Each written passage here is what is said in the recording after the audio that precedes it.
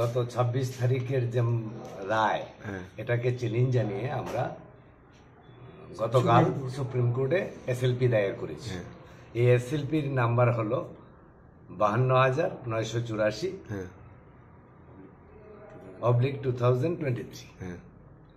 তো এর মধ্যে এই এসএলপি সম্পর্কে আমরা আগামী রবিবার একটা হল সভা করতে যাচ্ছি, যাতে আমাদের শিক্ষক শিক্ষিকারা সবাই অবগত হয়। কিন্তু এই মামলা সম্পর্কে যত ধারণা আছে আমরা আগামী রবিবার একটা বড় হল সভার মাধ্যমে সবাইকে জানানোর চেষ্টা করব।